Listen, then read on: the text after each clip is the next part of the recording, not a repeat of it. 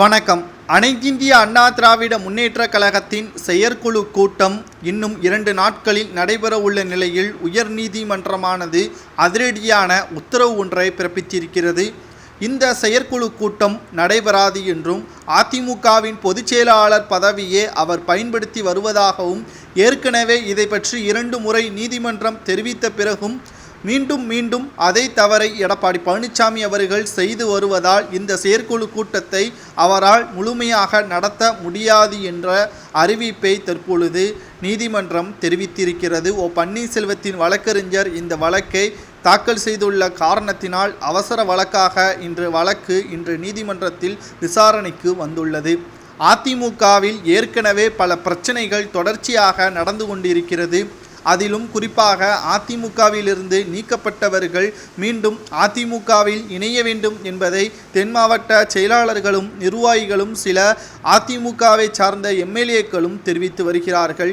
இதனால் கடும் கோபமடைந்த எடப்பாடி பழனிசாமி அவர்கள் மீண்டும் கட்சியிலிருந்து நீக்கப்பட்டவர்களை இணைப்பதை பற்றி அதிமுகவில் பேசக்கூடாது என்பதற்காகத்தான் இந்த செயற்குழு கூட்டத்தையும் நடத்தியுள்ளார்.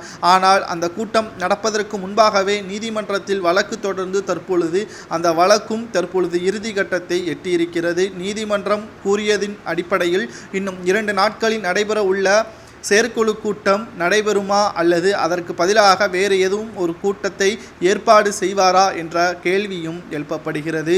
செயற்குழு கூட்டத்தை எடப்பாடி பழனிசாமி அவர்கள் பொதுச் செயலாளர் என்ற பெயரை பயன்படுத்தி தான் நடத்தப்பட்டதன் காரணமாக இந்த செயற்குழு கூட்டம் நடத்தக்கூடாது என்பதை அறிவித்திருக்கிறது. ஆனால் இணை ஒருங்கிணைப்பாளர் என்ற பெயரில் மீண்டும் செயற்குழு கூட்டத்தையோ அல்லது அதற்கு இணையான பொதுக்குழு கூட்டத்தையோ கூட்டுவதற்கான ஏற்பாடுகளும் மும்முரமாக நடைபெற்று வருகிறது.